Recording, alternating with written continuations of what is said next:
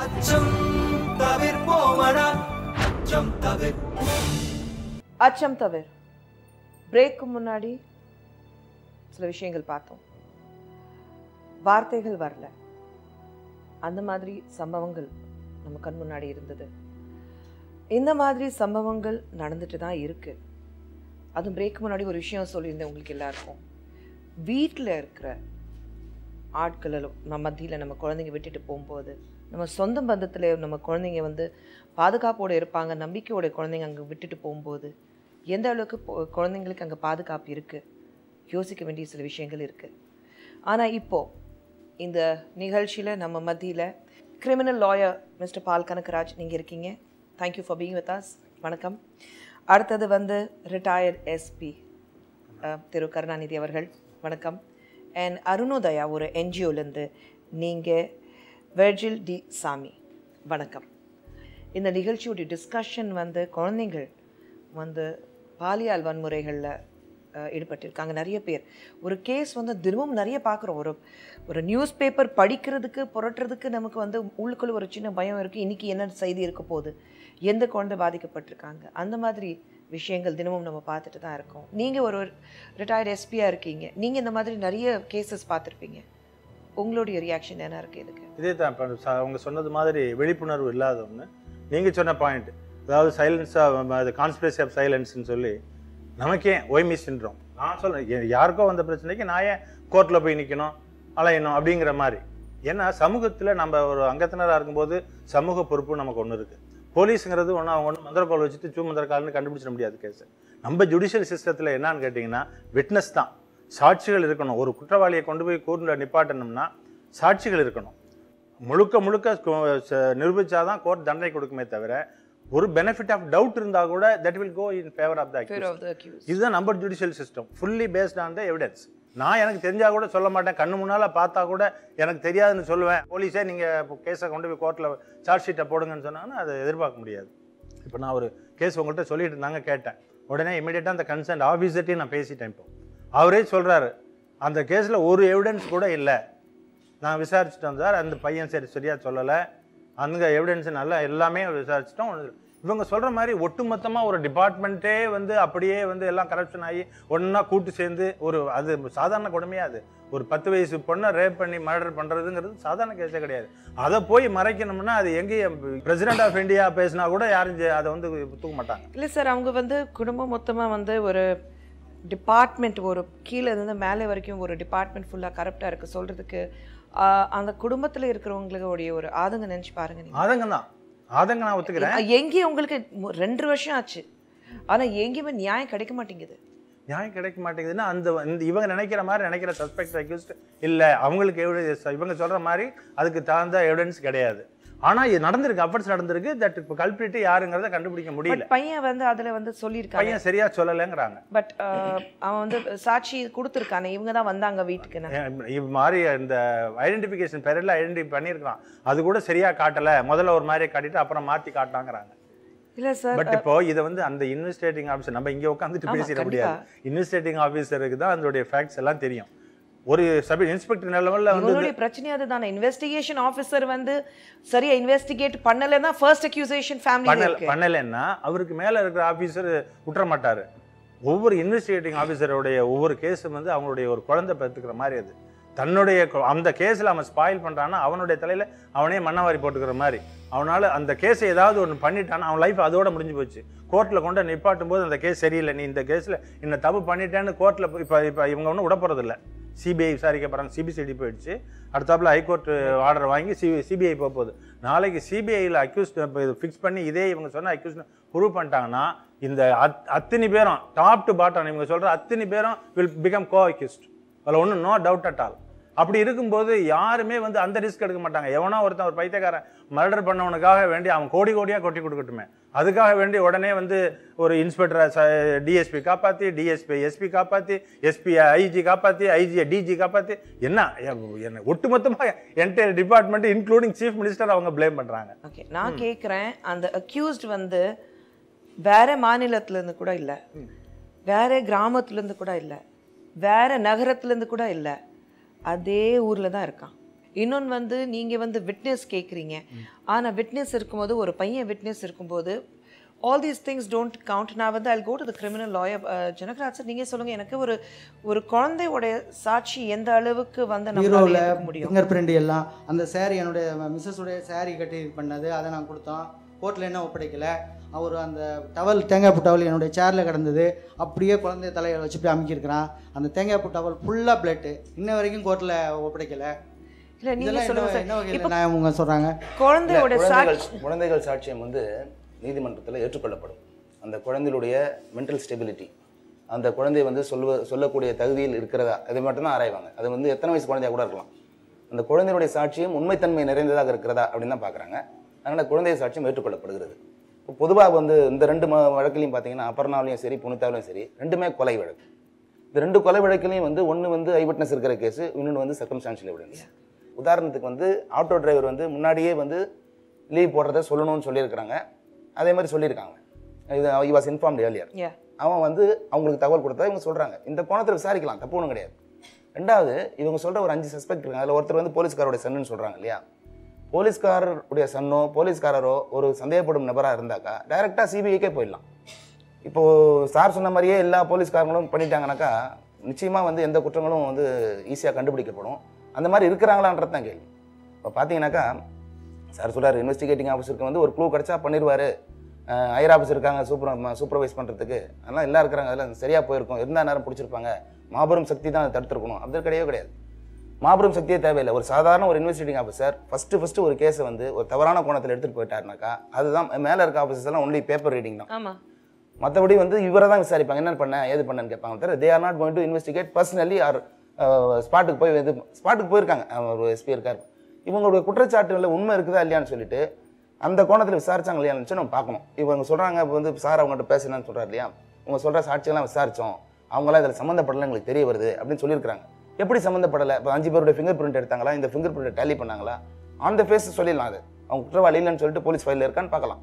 ஏன்னா இதில் வந்து ஃபிங்கர் பிரிண்ட் வந்து விட்டுட்டு போயிருக்காரு அவர். இந்த 5 பேர் சஸ்பெக்டா, அந்த 5 பேர் ஒருத்தன் இருக்கும் இல்லையா, கண்டிப்பாக அந்த 5 பேர் தான் வந்து நாங்கள் ஃபிங்கர் பிரிண்ட் எடுத்துட்டோம், எதுவும் டேலி ஆகல பாருங்கன்னு சொல்லி கோர்ட்டில் கொடுத்துருக்கலாம். கொடுத்த மாதிரி ஒரு தகவல் சொல்லலை. ரெண்டாவது, நான் என்ன சொல்ல வரேன்னா, சைல்டு விட்னஸ் இருக்குதோ இல்லையோ இந்த வழக்கில் வந்து கண்டுபிடிக்கணும்னா கண்டுபிடிக்கலாம். the finer nuances of law எனக்கு தெரியல. ஆனால் ஒரே ஒரு விஷயம் சொல்ல விரும்புகிறேன் சார். ஒரு இடத்துல நியாயம் கிடைக்கலன்னா உங்களை மாதிரி ஆட்கள் தான் முன்னாடி வந்து நியாயம் வாங்கி கொடுக்கும். ஆமாம், நிச்சயமாக. இப்போ இவர் சொல்லியிருக்காரு, நானே இப்போ பர்சனலாக இன்ட்ரெஸ்ட் எடுத்து ஏன்னா இதில் இவர் யார் பேர் சொன்னாங்களோ அவ்வளோவே எனக்கு தெரிஞ்ச ஆஃபீஸர்ஸ் தான். நான் இங்கே சொல்கிறேன், சார் இருக்காரு, கண்டிப்பாக இந்த கேஸில் முன்னேற்றம் இருக்கும். You will get justice. நிறைய விவாதிச்சுட்டு இருக்கோம், நிறைய பேசிட்டு இருக்கோம். there are few heated arguments also. அச்சம் தவிர்ப்போமடா, அச்சம் தவிர். பிரேக் முன்னாடி ஒரு விஷயம் சொல்லியிருந்தேன். நம்ம வந்து நிறைய தடவை பார்த்தீங்கன்னா வீட்டில் வந்து குழந்தைங்க வந்து சொந்தக்காரங்க இருக்காங்கன்னு சொல்லி அங்கே விட்டுட்டு பத்திரமா குழந்தை பார்த்துக்கங்க வெளியே போயிட்டு வரோம். ஒரு நம்பிக்கை இருக்கும். வீட்டில் வந்து மாமா இருக்கார், அண்ணன் இருக்கார், சித்தப்பா இருக்கார், வேறு யாரோ சொந்தக்காரங்க இருக்காங்க. அவங்க மத்தியில் குழந்தை விட்டுட்டு போனால் இந்த மாதிரி சம்பவத்துலேருந்து நம்ம குழந்தை காப்பாற்ற முடியும் ஒரு நம்பிக்கையில் விட்டுட்டு போகிறோம். ஆனால் நம்ம மத்தியில் இன்றைக்கி ஒரு கேஸ் இருக்குது. நம்பிக்கையோட சித்தப்பா வீட்லேயும் விட்டுட்டு போன குழந்தைய பல வருடங்கள் இந்த மாதிரி பாலியார் கொடுமைகளுக்கு ஆளாயிருக்கா. குழந்தை இங்கே வர முடியல. உங்களுக்கே தெரியும், இட்ஸ் ஜுவினைல். ஸோ ஒரிஜினல் பேரும் சொல்ல முடியாது நம்மளால். It's an investigation. ஸோ பேர் மாற்றி அந்த குழந்தையோட பேர் இப்போதுக்கு நம்ம வந்து சித்ரா நான் கொடுத்துருக்கோம். அவங்க தந்தை இங்கே வந்திருக்காரு. மைக் கொடுங்க அவர்கிட்ட. என்ன நடந்தது? எங்கள் அக்கா வீட்டில் என் விட்டனுங்க. அவங்க நல்லபடியாக படிக்க வச்சுட்டு இருந்தாங்க.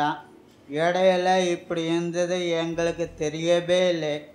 இது வரைக்கும் பசங்க வந்து உங்ககிட்டயும் இல்லை உங்கள் அக்கா கிட்டேயும் எந்த விஷயத்தையும் சொல்லலை?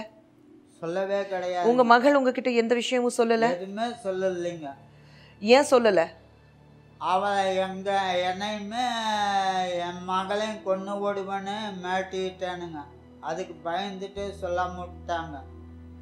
ஆனால் உங்கள் மேலேயும் ஒரு குற்றச்சாட்டு இருக்குங்க. தப்பாக நினைக்காதீங்க, கேட்குறேன். நான் ஃபுல்லாக இந்த கேஸ் படிச்சுட்டு விசாரிக்கும் போது உங்களை மேலே ஒரு குற்றச்சாட்டு இருக்குது. நீங்கள் பொறுப்பான தகப்பன் இல்லைன்னா ஒரு குற்றச்சாட்டு உங்கள் மேலே இருக்குது. இதுக்காக நீங்கள் என்ன சொல்ல விரும்புகிறீங்க? நான் தள்ளு வண்டியில் சீனரி படங்க விற்கிறேன். சரிங்க. அதை வச்சு தானுங்க பிள்ளைய இத்தனை வருஷமாக காப்பாற்றிட்டு வந்தேன். சரிங்க. அப்போது நீங்கள் வந்து அப்போ ஒவ்வொரு தடவை குழந்தை வந்து சனி ஞாயிறு போகும்போது அங்கே வந்து இந்த மாதிரி கொடுமைகள் நடந்திருக்கு. அது எங்களுக்கு தெரியாது. அவங்க நான் கேட்குற ஒரு விஷயம், ஞாயிற்றுக்கிழமை சனிக்கிழமை 2 நாள் உங்கள் குழந்தை அங்கே இருக்கும்போது உங்கள் அக்கா அந்த வீட்டில் தானே இருக்கா? இல்லைங்க, அக்கா வேலைக்கு இப்போ தோட்டத்துக்கு போகிறா. அப்படிங்க சனியும் ஞாயிறும் எல்லாம் மற்ற நாள் பூரா. அப்போ நீங்க யாருடைய பாதுகாப்புல குழந்தை அங்க விடுறீங்கன்னு கேக்குறேன். எந்த ஒரு தாய் இல்லை அங்கேயும் வந்து ஒரு தாய் ஸ்தானத்துல யாருமே இல்லை குழந்தை பாக்குறதுக்கு. யாருடைய பொறுப்புல குழந்தை அங்க விட்டீங்கன்னு கேக்குறேன். அக்கா பசங்க இருக்கிறாங்க, அண்ணன் தம்பிங்க. ஆமாங்க, அவங்க பொறுப்புல நீங்க பட் ஒரு வளர பெண் குழந்தைங்களுக்கு ஒரு தாய் ஸ்தானத்துல ஒரு பெண் கூட இருக்கணும்னு உங்களுக்கு தோணலையா? மற்றவங்க வீட்டில் இருக்கிறத விட என் வீட்டில் என் குழந்தை இன்னும் பாதுகாப்பாக இருக்கணும்னு உங்களுக்கு தோணலையா? என்னால் முடியாதங்கப்பா, என் சம்சாரம் எனக்கு சரியில்லைங்க. அதனால தானுங்க எங்கள் அக்கா வீட்டில் விட்டது. மற்ற கேசஸில் பார்த்தீங்கன்னா அது வந்து யாருமே எதிர்பார்க்கல. பட் இது வந்து வீட்டுக்குள்ளேயே ஒரு விஷயம் நடந்திருக்கு. இது வந்து பல வருஷமாக நடந்திருக்கு. அப்படி நடக்கும்போது போகிறதுக்கு முடியாமல் தான் வீட்டில் இருக்கிறது மாமனோட பசங்க தான் போலீஸ்லேயே கம்ப்ளைண்ட் கொடுத்துருக்காங்க. மாமாவோட பசங்களுக்கு தெரியும் போது வீட்டில் இருக்கிறது அத்தைக்கு தெரியாமல் இருக்குமா? தெரியாது, அக்காளுக்கும் தெரியாது. அதுதான் கேட்குறேன். அப்போ நீங்களும் உங்கள் அக்காவும் என்ன பண்ணுறீங்கன்னு கேட்குறேன். வயசுக்கு ஒரு பொண்ணு வந்து இப்படி வந்து பாலியல் வன்முறை செஞ்சுருக்காங்க. 3 பேர் காட்டு மிராண்டித்தனமாக நடத்திட்டு இன்னைக்கு ஹோம்ல தனியாக இருக்க ஒரு மகள். அதுதான் கேட்குறேன். அந்த பொறுப்புள்ள தகப்பன் எங்கே கேட்குறேன் நான். மார்ச்ல இந்த சம்பவம் நடந்திருக்கு. நம்ம எந்த மாசத்துல இருக்கோம்? ஆகஸ்ட் மாசத்துல இருக்கோம். இத்தனை மாசமா வந்து ஒரு 5 மாசமா உங்களுக்கு தெரியல உங்க மகளுக்கு என்ன நடந்தது? எத்தனை முறை அவ வந்து இப்படி சித்திரவதை பண்ணிருக்காங்க உங்களுக்கு தெரியல? உங்க மகள் கிட்ட நீங்க பேசல, விசாரிக்கல, உங்க அக்கா அதை பத்தி கேட்கல. ஒரு தாய் ஸ்தானத்துல இருந்து அவங்க போய் பேசியிருக்க வேண்டாம் குழந்தைகிட்ட? வீட்டில் இருக்கிற பசங்களுக்கு பல வருடமா இது நாங்க பார்த்துட்டு இருக்கோம். தெரிஞ்சதுக்கு வந்து போலீஸ்ல கம்ப்ளைண்ட் கொடுத்துருக்காங்க. உங்க அக்காவுக்கு அந்த விஷயம் தெரியல. பசங்க வயசுக்கு அந்த ஆம்பளைங்க வந்து வீட்டில் சும்மா உட்காந்துட்டு இருக்காங்க, அவங்க வேலைக்கு போல. எத்தனை கேசஸ் இந்த மாதிரி நம்ம பார்த்துட்டு இருக்கோம். நம்ம ஒரு புள்ளி விவரமே சொல்லுது, 50% மேலான இந்த மாதிரி விஷயங்கள் வந்து சொந்தக்காரங்க, நன்கு தெரிந்த நண்பர்கள், அவர்கள் மூலமா தான் நடக்குது. ஸோ பெற்றோர்களே வந்து என்ன பண்ணுறாங்க, நிறைய கேசஸில் வந்து மூடி மறைச்சிடுறாங்க. நானும் வந்து சைல்டு வெல்ஃபேர் கமிட்டிலலாம் இருந்தப்பெல்லாம் பார்த்துருக்கோம். இது மாதிரி சம்பவங்கள் நடந்தது அப்படின்னாக்கா நம்ம குடும்பத்துக்கு ஒரு கெட்ட பேர் வந்துடும். அது வந்து சொந்த அப்பா பண்ணியிருக்காங்க, அண்ணனே பண்ணியிருக்காங்க, மாமா பண்ணியிருக்காங்க, சித்தப்பா செய்திருக்காங்க அப்படின்னும் பொழுது நம்ம குடும்ப மானம் போயிடும் அப்படின்னு சொல்லிட்டு அந்த பிள்ளையை வந்து தட்டி வைக்கிறாங்களே ஒழிய வெளியே கொண்டு வர மாட்டேங்கிறாங்க. அப்படி அந்த பிள்ளை சொன்னால் கூட அதை வந்து அந்த பிள்ளையை தான் திட்டுறாங்க. நீ வந்து என்னவோ செய்திருக்க, அதனால தான் இந்த மாதிரி ஆகிருக்கு அப்படின்னு சொல்லிட்டு அந்த ஆண்களை வந்து பெண்களை வந்து ப்ரொடெக்ட் பண்ணக்கூடிய ஒரு சூழலாக இருக்கிறத பார்க்குறோம். ஸோ அந்த குழந்தைக்கு வந்து ஒரு பாதுகாப்பு இருக்கணும். தான் சொன்னால் மற்றவங்க ஏற்றுப்பாங்க, நான் சொல்கிறத நம்புவாங்க அப்படிங்கிற ஒரு சூழல் வந்து அந்த குடும்பத்தில் இருந்தால் தான் அந்த குழந்தைய வந்து சொல்றதுக்கு வெளியே வரும். இந்த ரிலக்டன்ஸ் தான் அவங்களுக்கு இந்த தப்பு பண்றவங்களுக்கு ஒரு சாதகமா சொல்ல மாட்டாங்க. இந்த விஷயத்தை வெளியில சொல்றதுக்கு கூச்சப்படுவாங்க அப்படிங்கிற வல்னரபிலிட்டி இருக்கு பாருங்க. அதுதான் இந்த மாதிரி மிருகங்களுக்கு ஒரு வாய்ப்பா அமைஞ்சு போகுது. இப்போ வந்து 2000க்கு அப்புறமே பார்த்தீங்கன்னா நிறைய விமன் லாஸே வந்து நிறைய வந்திருக்கு. உங்களுக்கு 2005ல வந்து பாக்ஸோ ஆக்ட் வந்திருக்கு, Protection of Children Against Sexual Offences. Okay, it's called POCSO Act. Okay, 2012 டிசம்பர்ல வந்திருக்கு. ஸோ அந்த சட்டம் வந்து உண்மையிலேயே இது மாதிரி பாதிக்கப்படக்கூடிய குழந்தைகளுக்கு வந்து ரொம்ப ப்ரொடெக்ட் பண்ணக்கூடிய விதமாக இருக்கும். ஒன்று வந்து எல்லா விதமான செக்ஷுவல் அப்யூஸும் இதில் வந்து உள்ளடங்கும். Not only rape, sexual harassment, pornography, அது எல்லாமே வந்து இதில் அடங்கும். ரெண்டாவது வந்து இந்த குழந்தைகள் வந்து 18 இயர்ஸ்க்குள்ளே இருக்கக்கூடிய ஆண் பெண் 2 பேருமே வந்து இதில் இன்க்ளூட் ஆகுறாங்க. மூன்றாவது இதுக்காக வேண்டி ஸ்பெஷல் கோர்ட்ஸ் எஸ்டாப்ளிஷ் பண்ணி ஸ்பீடி ட்ரையல் பண்ணணும் அப்படிங்கிறாங்க. இன்னொன்று அவங்க கூட வந்து இன்டர்பிரட்டர்ஸ், சைக்காலஜிஸ்ட்டு அவங்க வந்து கூட இருக்கலாம், கவுன்சிலர்ஸ் கூட இருக்கலாம், பேரண்ட்ஸ் இருக்கலாம் அப்படிங்கிறதும் இருக்குது. ஒரே தடவை தான் ரெக்கார்டிங். அதுக்கப்புறம் வந்து அவங்க வந்து திரும்ப அந்த குழந்தைய வந்து கேள்விகள். இது 2012 நீங்க வந்திருக்கு. 12 வந்திருக்கு. 2012 எப்போ வந்தது? டிசம்பர்லேருந்து இது லேட்டாக வந்திருக்கு. இல்லை இப்போ நான் வந்து ஆஸ் அ மதராக நான் சொல்கிறேன், நம்ம வந்து ஏன்னா இந்த ப்ரோக்ராம் வந்து நிறைய மதர்ஸ் பார்க்குறாங்க, இந்த மாதிரி ஸ்டூடெண்ட்ஸ் பார்க்குறாங்க, நிறைய குழந்தைங்க பார்க்குறாங்க.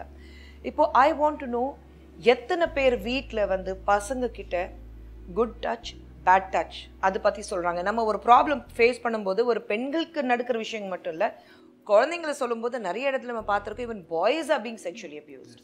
அப்படி இருக்கும்போது நம்ம வந்து குழந்தைங்களுக்கு எப்போலேருந்து you should tell them this is a good touch, this is a bad touch. அது வந்து குழந்தைகளுக்கு சின்ன வயசுலேருந்தே நம்ம சொல்லணும். மேபி 3 years ஆன்வர்ட்ஸே நம்ம சொல்ல ஆரம்பிக்கலாம். நாங்கள் எங்கள் பெண்களோடெல்லாம் வேலை செய்யும்போது அதான் சொல்லுவோம். குழந்தைக்கு வந்து அதனுடைய உடலின் பாகங்கள் நல்லா தெரியணும், எது எது என்னென்ன பாகங்கள். அதே சமயத்தில் அந்த குழந்தை வந்து நோன்னு சொல்கிறதுக்கு வேண்டிய ஒரு தைரியத்தையும் கொடுக்கும். இவங்க வந்து தொட்டாங்கன்னா நீ வந்து முடியாதுன்னு சொல்லணும். இப்போ வந்து ஒருத்தவங்க வந்து உனக்கு கிஸ் பண்ணுறாங்க, உனக்கு பிடிக்கல அப்படின்னாக்கா உனக்கு வந்து அந்த ரைட் இருக்குது, அந்த உரிமை இருக்குது, வேண்டான்னு சொல்கிறதுக்கு. அவங்க வந்து மாமா இல்லை சித்தப்பா இல்லை அப்பாவாக இருந்தால் கூட நீ செய்யக்கூடாதுன்னு சொல்கிறதுக்கு உரிமை இருக்குது அப்படிங்கிறத சொல்லணும்.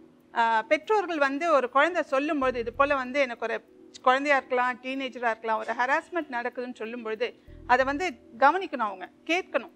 கேட்டு அதுக்கு வேண்டிய ஒரு ஆக்ஷன் எடுக்கணும் ஒழிய இல்லை இல்லை நீ சொன்னீனாக்கா இது வந்து உனக்கு அகெயின்ஸ்டாக போகும், அதனால் மூடி மறைக்கலாம் அப்படிங்கிற மாதிரியே இருக்கக்கூடாது. அது போல் இருந்து தான் இந்த மாதிரி கேசஸ் வந்து அதிகமாகிட்டு இருக்கு. இன்றைக்கி வந்து எல்லா கேசஸ் பார்க்கும்போது three different kinds of cases இருந்தது. ஐ திங்க் நம்மளுடைய பாதுகாப்பு வந்து நம்ம கையில் இருக்குது.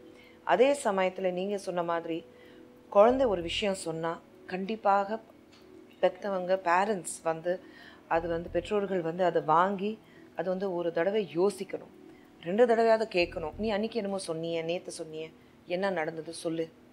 Whether the child is repeating. இன்னொன்று வந்து முக்கியமானது, சைல்டோட பிஹேவியரில் ஏதாவது டிஃப்ரென்ஸ் இருக்கா. சில நேரத்தில் பார்த்தீங்கன்னா திடீர்னு நான் ஸ்கூலுக்கு போக மாட்டேன், நான் டியூஷனுக்கு போக மாட்டேன், நான் இங்கே போக மாட்டேன். குழந்தை அடம் பிடிக்கும்போது நல்லா இருக்குது, குழந்தை திடீர்னு அடம் பிடிக்கும்போது ஏன் அப்படி இருக்குது, ஏன் அந்த இன்டிஃப்ரெண்ட் பிஹேவியர் ஏன் இருக்குது. அது வந்து நம்ம வந்து கொஞ்சம் பேஷன்ஸோட நம்ம பசங்கக்கிட்ட கேட்டாக்கா I think it will solve lot of problems. இந்த மாதிரி கேசஸ் வந்து அந்த லாஸ் என்ன இருக்குது, எங்கே நம்மளால் வந்து இதை சரிப்படுத்த முடியும், எங்கே நம்ம தவறு செய்கிறோம், அது எல்லாமே வந்து நீங்கள் எல்லோரும் பகிர்ந்து இந்த ஆடியன்ஸ்க்கும் நம்ம ஆடியன்ஸ்க்கு சொல்லியிருக்கீங்க. So thank you so much. It was very very useful. Viewers, இன்னைக்கு இந்த அச்சம் தவிர நிகழ்ச்சியில் வந்து பல விஷயங்கள் நம்ம பார்த்தோம். தவறுகள் நிறைய இடத்துல நடக்குது, ஆனால் முக்கியமாக சில தவறுகள் நம்மளே செய்கிறோம். நம்ம வந்து ஒரு வல்னரபிலிட்டிஸ் நம்ம சொல்கிறோம், நமக்குள்ளே இருக்குது வல்னரபிலிட்டி, வெளியில் காட்டக்கூடாதுன்னா அழகாக கருணாநிதி அவர்கள் ரிட்டையர்ட் எஸ்பி சொன்னார். அதே சமயத்தில் வந்து as பேரண்ட்ஸ், பெற்றோர்களாக நமக்கு என்ன ரெஸ்பான்சிபிலிட்டிஸ் இருக்குது, அதுவும் இன்னும் கொஞ்சம் நம்ம வந்து டைம் ஒதுக்கி நம்ம பசங்கக்கிட்ட பேசணும். ஃபர்ஸ்ட் சைன் ஆஃப் ப்ராப்ளம் அங்கேயே வந்து you curb it at the bottom சொல்லுவாங்க. அங்கேயே பண்ணிட்டோம், ப்ராப்ளம் வந்து சால்வ் பண்ணிட்டோன்னா இந்த அளவுக்கு ப்ராப்ளம் போகாது. அதே மாதிரி வந்து கிரிமினல் லாயர் வந்து பால் கனகராஜ் அவர்கள் சொல்லியிருக்கிறாரு நிறைய விஷயங்கள். நிறைய லாஸ் இருக்குது, நிறைய லாஸ் நமக்கு தெரிய மாட்டேங்குது, ஆனால் அதுவும் நிறைய லாஸ் இருக்குது நமக்கு. அண்ட் புது சட்டங்கள் வந்திருக்கு, புது ஆக்ட்ஸ் வந்திருக்கு, அதுவும் குழந்தைங்களை பாதுகாக்கிறதுக்காக நிறைய ஆக்ட்ஸ் வந்திருக்கு. அதில் நிறைய விஷயங்கள் இருக்குது. அதை பற்றி வந்து மேம் சொல்லியிருக்காங்க ஃப்ரம் அருணோதயா. ஐ திங்க் நான் சொன்ன மாதிரி இந்த சமுதாயத்தோட ஒரு அங்கீகாரம் இருக்கிறதுனால இந்த சமுதாயம் நல்லா இருக்கணும். நம்ம குழந்தைங்க சொல்லும்போது உங்கள் வீட்டில் என் வீட்டில் இருக்கிறது குழந்தைங்க மட்டும் இல்லை, நம்ம நாட்டில் இருக்கிறது குழந்தைங்க. ஏன்னா அவங்க தான் they are the future of tomorrow சொல்லுவாங்க. நம்மளுடைய அடுத்த தலைமுறை அவங்க தான். அவங்கள பாதுகாக்கணும்னா வி ஆல் ஹேவ் ரெஸ்பான்சிபிலிட்டிஸ். நம்மளாலே இந்த சமுதாயத்துக்கு என்ன செய்ய முடியும், லெட்ஸ் ஒர்க் ஆன் தேட். அடுத்த வாரம் மீண்டும் சந்திப்பேன். அச்சம் தவிர. வலிமை வேண்டும் என, பிடிவும் வேண்டும் என, அச்சம்